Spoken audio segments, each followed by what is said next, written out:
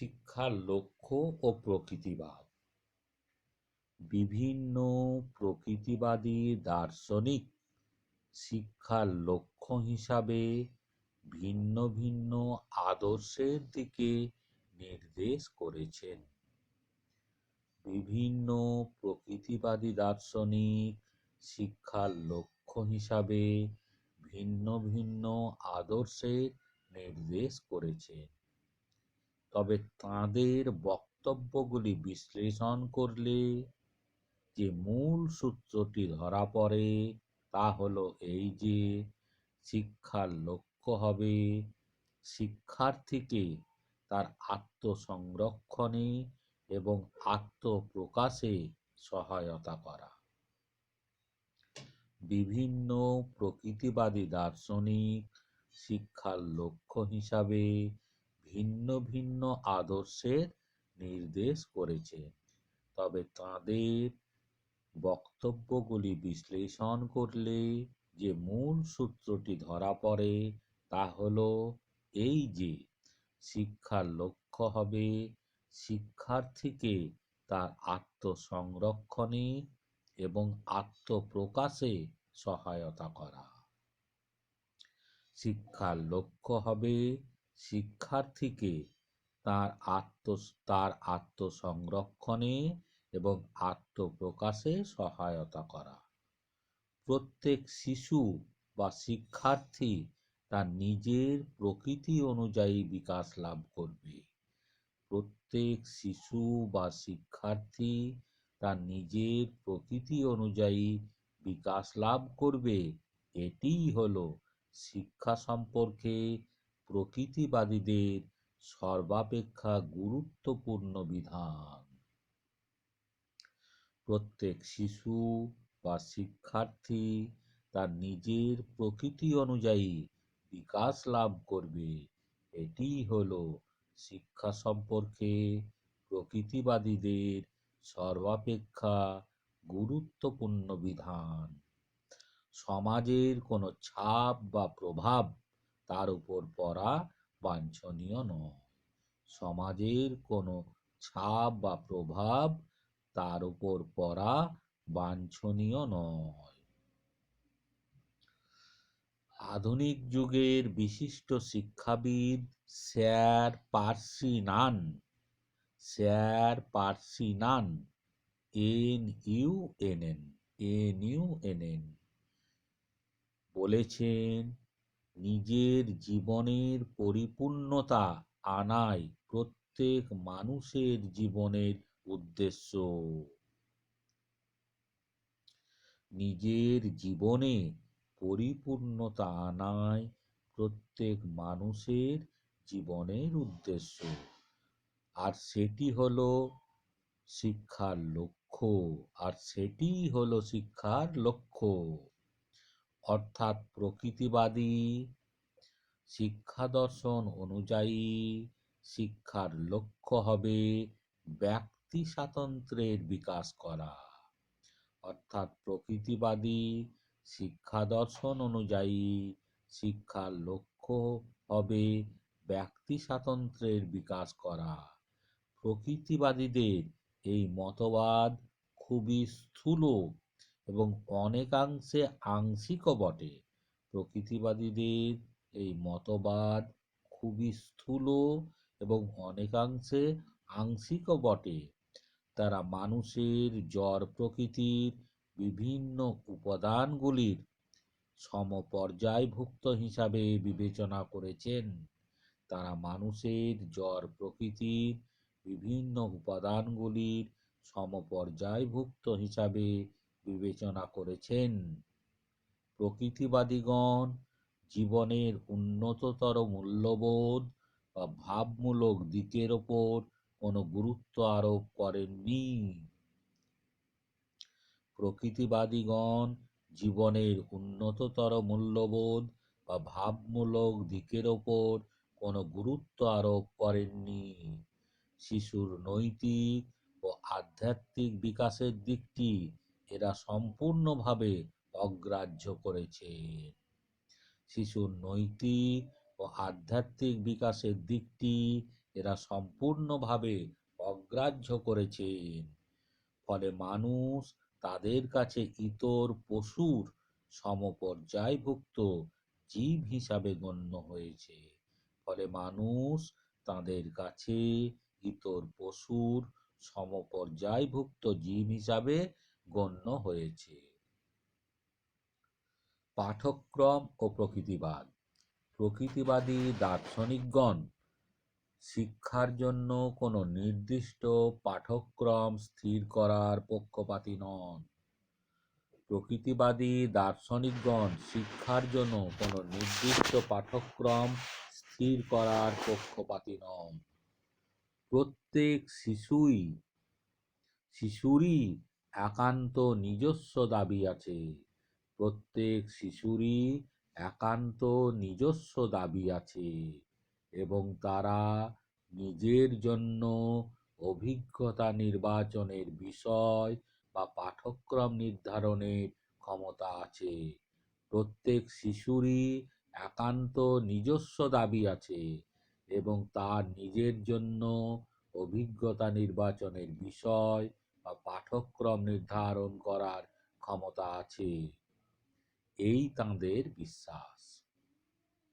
শিশু বা শিক্ষার্থী তার নিজের প্রকৃতি ও চাহিদা অনুযায়ী পাঠক্রম নির্ধারণ করবে। শিশু বা শিক্ষার্থী নিজের প্রকৃতি ও চাহিদা অনুযায়ী পাঠক্রম নির্ধারণ করবে। প্রত্যক্ষ অভিজ্ঞতার মাধ্যমে সে বিশ্ব প্রকৃতি থেকে শিক্ষা গ্রহণ করবে। প্রত্যক্ষ অভিজ্ঞতার মাধ্যমে সে বিশ্ব প্রকৃতি থেকে শিক্ষা গ্রহণ করবে। এই মতবাদে বিশ্বাসী দার্শনিকগণ তাই শিক্ষাক্ষেত্রে প্রকৃতির সঙ্গে সম্পর্কযুক্ত বিষয়গুলির গুরুত্ব স্বীকার করেছেন। এই মতবাদে বিশ্বাসী দার্শনিকগণ তাই শিক্ষাক্ষেত্রে প্রকৃতির সঙ্গে সম্পর্কযুক্ত বিষয়গুলির গুরুত্ব স্বীকার করেছেন।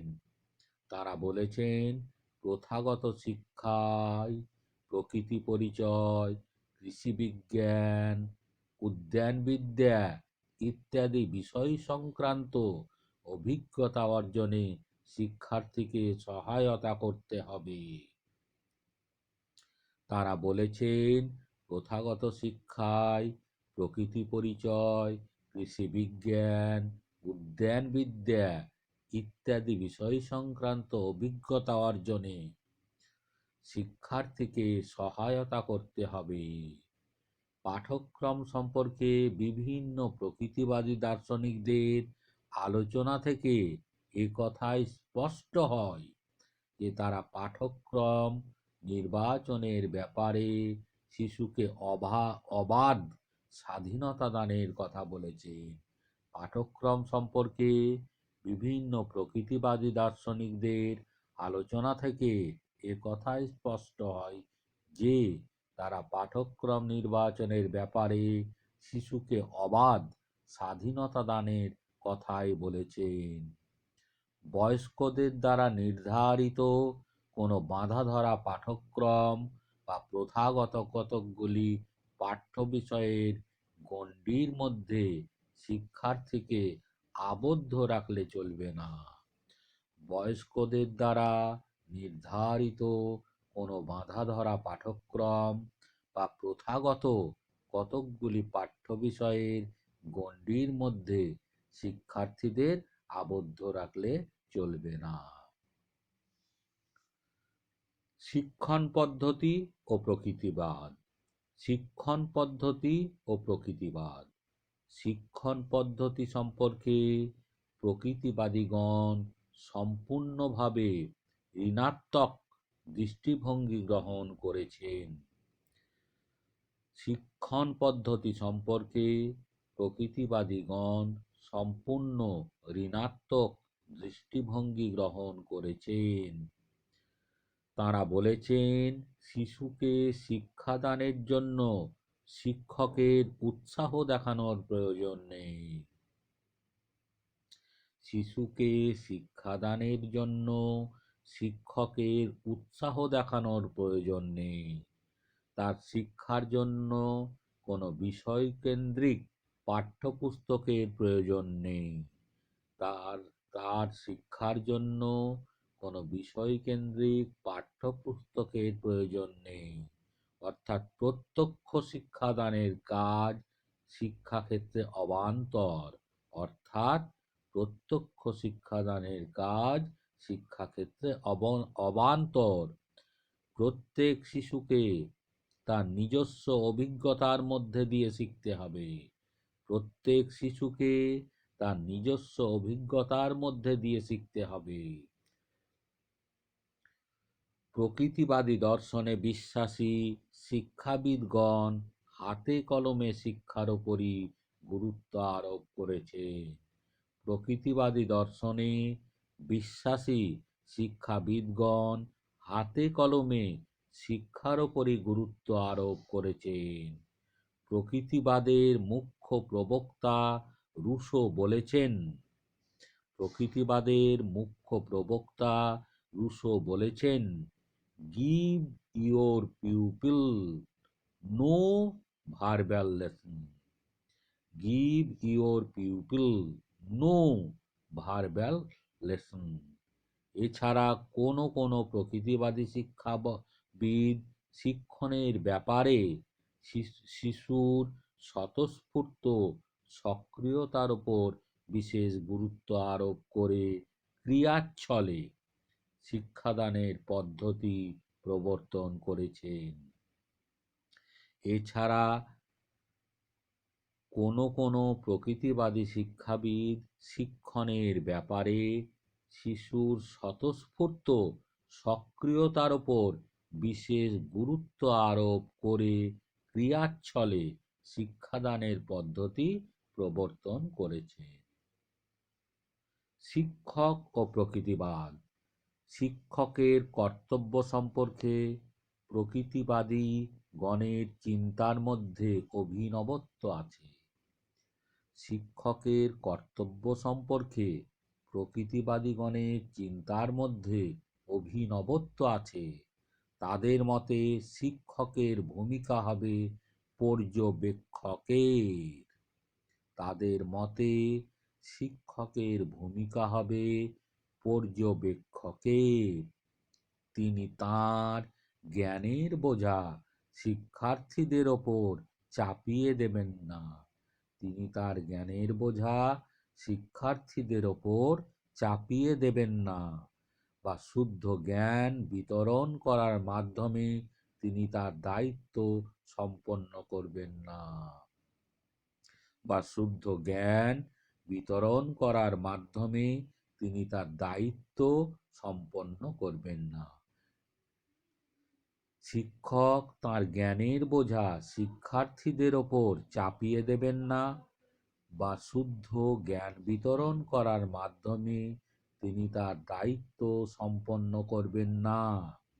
এমনকি শিক্ষক তার ব্যক্তিত্বের প্রভাব দ্বারা শিক্ষার্থীদের প্রভাবিত করার চেষ্টা করবেন না। এমনকি শিক্ষক তার ব্যক্তিত্বের প্রভাব দ্বারা শিক্ষার্থীদের প্রভাবিত করার চেষ্টাও করবেন না। শিক্ষাক্ষেত্রে শিক্ষকের মূল কাজ হবে শিক্ষার্থীদের পর্যবেক্ষণ করা। শিক্ষাক্ষেত্রে শিক্ষকের মূল কাজ হবে শিক্ষার্থীদের পর্যবেক্ষণ করা এবং প্রয়োজন মতো ন্যূনতম সহায়তা দান করে তাদের স্বাভাবিক বিকাশের প্রক্রিয়াকে সহায়তা করা। শিক্ষকের মূল কাজ হবে শিক্ষার্থীদের পর্যবেক্ষণ করা এবং প্রয়োজন মতো ন্যূনতম সহায়তা দান করে তাদের স্বাভাবিক বিকাশের প্রক্রিয়াকে সহায়তা করা।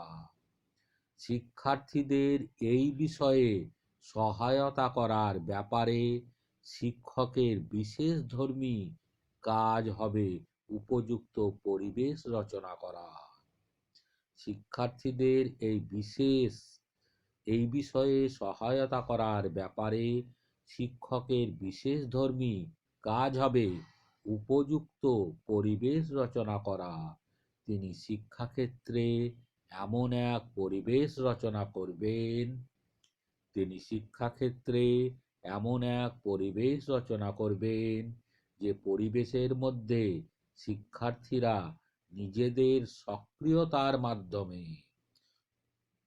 স্বাভাবিক নিয়মে শিক্ষামূলক অভিজ্ঞতা অর্জন করতে সক্ষম হবে। শিক্ষক এমন এক পরিবেশ রচনা করবেন যে পরিবেশের মধ্যে শিক্ষার্থীরা নিজের সক্রিয়তার মাধ্যমে স্বাভাবিক নিয়মে শিক্ষামূলক অভিজ্ঞতা অর্জন করতে সক্ষম হবে। অর্থাৎ প্রকৃতিবাদী দর্শন অনুযায়ী শিক্ষক শিক্ষাক্ষেত্রে পরোক্ষ ভূমিকা পালন করবে। অর্থাৎ প্রকৃতিবাদী দর্শন অনুযায়ী শিক্ষক শিক্ষাক্ষেত্রে পরোক্ষ ভূমিকা পালন করবে। শিক্ষালয় ও প্রকৃতিবাদ। শিক্ষালয় ও প্রকৃতিবাদ। শিক্ষালয়ের সাংগঠনিক রূপ সম্পর্কে প্রকৃতিবাদী দার্শনিকগণ তাদের অন্যান্য নীতির সঙ্গে সামঞ্জস্য রেখে উদার দৃষ্টিভঙ্গি ব্যক্ত করেছে। শিক্ষালয়ের সাংগঠনিক রূপ সম্পর্কে প্রকৃতিবাদী দার্শনিকগণ তাঁদের অন্যান্য নীতির সঙ্গে সামঞ্জস্য রেখে উদার দৃষ্টিভঙ্গি ব্যক্ত করেছেন। তারা বলেছেন শিশু প্রকৃতির কাছ থেকেই শেখে। শিশু প্রকৃতির কাছ থেকেই শেখে। জড় প্রকৃতি, জৈব প্রকৃতি সবই তাকে শিক্ষা দেয়। শিশু প্রকৃতির কাছ থেকেই শেখে। জড় প্রকৃতি, জৈব প্রকৃতি সবই তাকে শিক্ষা দেয়। তাই প্রকৃতিবাদী দার্শনিকগণ প্রথাগত শিক্ষা ব্যবস্থার প্রতিষ্ঠানগুলিকে যতদূর সম্ভব স্বাভাবিক করার পরামর্শ দিয়েছেন এবং সম্ভব হলে উন্মুক্ত প্রাকৃতিক পরিবেশের মধ্যে শিক্ষা পরিচালনা করার কথা বলেছেন। তাই প্রকৃতিবাদী দার্শনিকগণ প্রথাগত শিক্ষা ব্যবস্থার প্রতিষ্ঠানগুলিকে যতদূর সম্ভব স্বাভাবিক করার পরামর্শ দিয়েছেন এবং সম্ভব হলে উন্মুক্ত প্রাকৃতিক পরিবেশের মধ্যে শিক্ষা পরিচালনার কথা বলেছেন। রুশো বলেছিলেন, আদর্শ শিক্ষার জন্য শিশুকে মনুষ্য সমাজ থেকে দূরে প্রাকৃতিক পরিবেশের মধ্যে স্থাপন করতে হবে।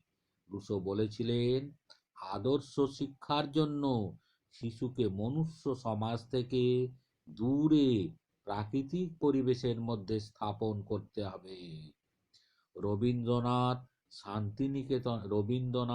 শান্তিনিকেতনে প্রতিষ্ঠিত তার আশ্রম বিদ্যালয় সম্পর্কে বলেছিলেন, আমার আশা ছিল যে শান্তিনিকেতনের গাছপালা, পাখি এদের শিক্ষার ভার নেবে। রবীন্দ্রনাথ শান্তিনিকেতনে প্রতিষ্ঠিত তার আশ্রম বিদ্যালয় সম্পর্কে বলেছিলেন, আমার আশা ছিল যে শান্তিনিকেতনের গাছপালা, পাখি এদের শিক্ষার ভার নেবে। এই হলো শিক্ষালয় এবং প্রকৃতিবাদ। আরো আলোচনা করা যায়, কিন্তু পরে করব, একসঙ্গে এত পারবে না।